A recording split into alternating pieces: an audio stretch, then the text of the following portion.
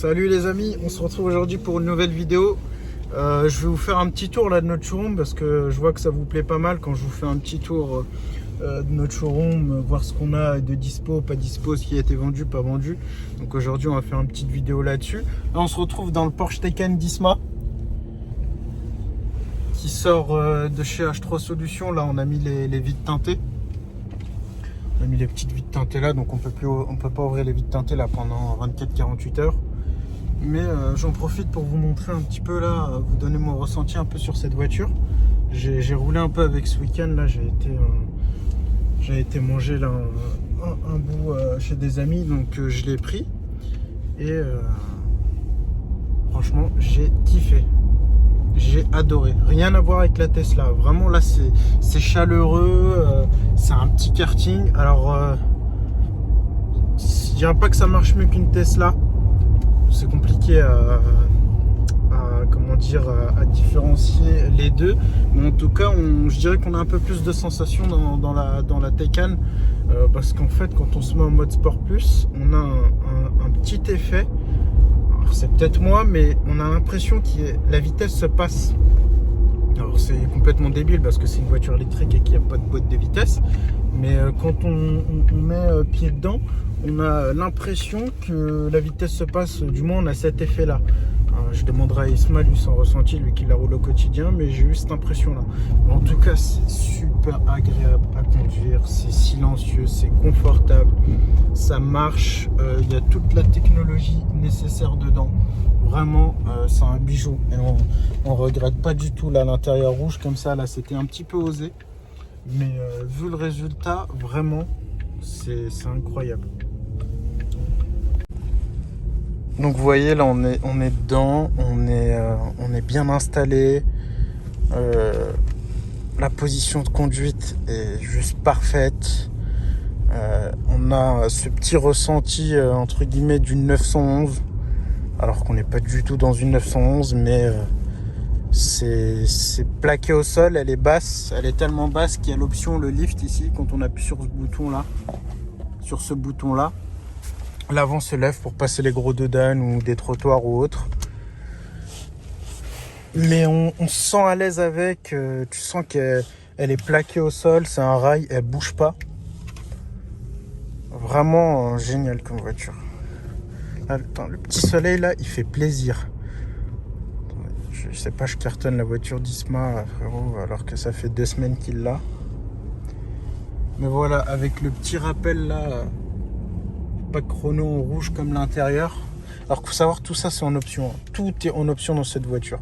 C'est-à-dire que si vous décidez d'aller configurer une Taycan chez Porsche, il y a tout est en option. Vous ne configurez pas ça en 10 minutes comme la Tesla. La Tesla, vous avez 5 couleurs, 3 motorisations, 3 couleurs intérieures et c'est bon, vous avez votre Tesla.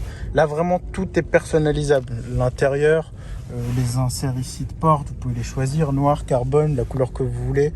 Le volant en Alcantara, pas en Alcantara. Ici, vous avez plein d'options. Le pack chrono, le ciel de toit, vous pouvez choisir. Vous pouvez vraiment tout personnaliser. Donc on a mis un peu de temps à la configurer avec Isma. On a mis tellement de temps qu'à la fin on commençait un peu à bâcler, donc on a dû le faire en 2 fois. On a été une première fois chez Porsche et on a fini la configuration au bureau devant le PC tranquillement, parce que c'est vachement long. Et heureusement qu'au début pour la configuration on avait un commercial de chez Porsche qui nous aiguillait, qui nous aidait à la configurer, parce que c'était vraiment pas évident pour le coup. Il nous conseillait, il nous disait, je vous conseille de prendre cette option parce que cette option elle est primordiale, etc. alors que c'est deux options que nous on n'avait pas forcément pensé à prendre, mais ils ont été de bons conseils. Donc voilà, là on va arriver au garage, je vais vous faire un petit tour du showroom, voilà, pour vous montrer un peu nos exclus, nos dispos, etc. Hop.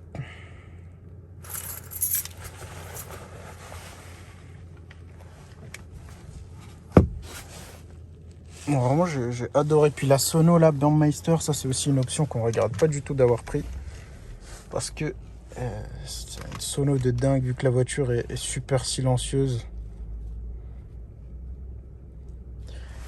Déjà 1500 km au compteur, c'est beau. Voilà, on arrive dans le showroom. On va la carrer.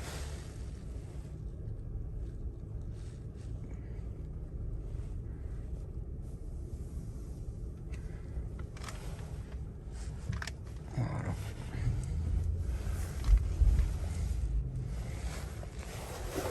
Allez, je vous fais le tour du showroom là pour montrer un peu où on en est sur cette fin d'année.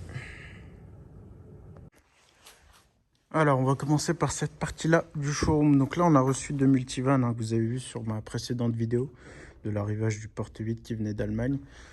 Toujours disponible pour le moment. Bon, en même temps, ils sont avec la semaine dernière et puis entre les fêtes, etc. Il n'y a pas eu plus de mouvement que ça.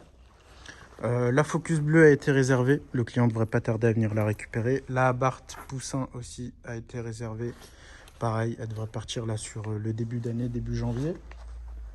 La A4 est toujours disponible. Une A4 break classique de l'ITDI. On a eu un petit arrivage aussi de Golf 7 GTI, dont une Club Sport ici, une Performance ici et une classique ici en 220 chevaux. La rouge a été réservée. Pareil, elle devrait partir là, dans les prochains jours. La Club Sport est toujours disponible. Celle-ci, on a une visite dessus hier qui devrait se concrétiser normalement. Mais bon, pour le moment, j'ai envie de dire qu'elle est toujours disponible. La Golf 7R aussi, avec le stage 1 et l'échappement Miltech, est toujours disponible. Ça, c'est notre petite Golf 7 folle de près.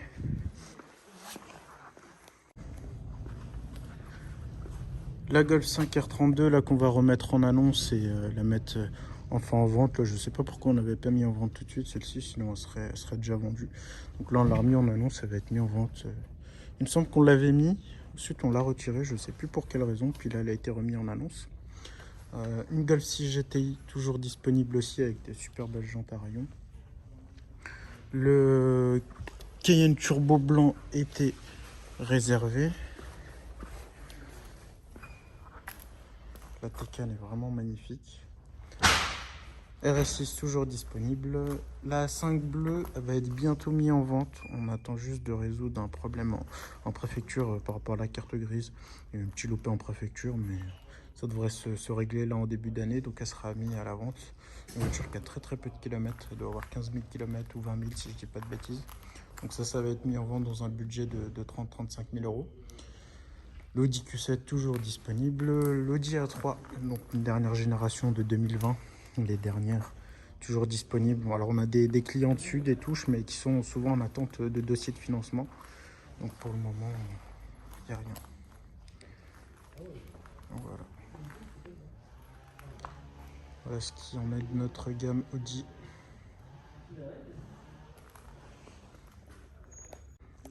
En ce qui concerne notre gamme Mercedes, on a ce super beau Mercedes CLA 220 en diesel. Donc pareil, dernière génération, il est de 2019 si je dis pas de bêtises, qui est toujours disponible à la vente. Là, on vient de recevoir une superbe CL500, un produit qui est assez rare sur le marché. Il n'y en a pas beaucoup, on n'en voit pas beaucoup sur les routes. Mais celle-ci est vraiment dans un état exceptionnel. Elle est nickel. Pareil, disponible à la vente. On vient de recevoir aussi un GLC qui est aussi disponible à la vente, un très beau GLC. La classe S Folle avec le pack S65 AMG aussi est toujours disponible. Derrière, on a la magnifique classe C avec les jantes folles et la calandre Panamérica, toujours disponible aussi. Une Passat SW de la BAC aussi qui est toujours disponible.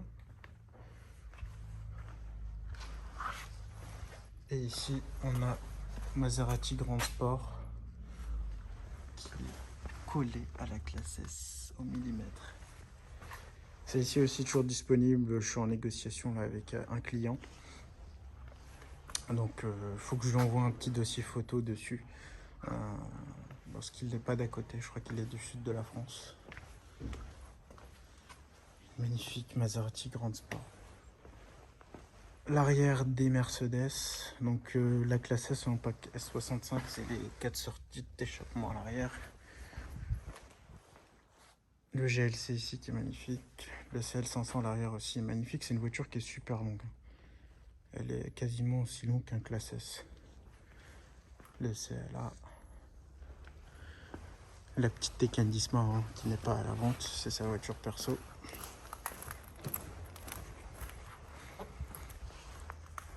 Qui est magnifique.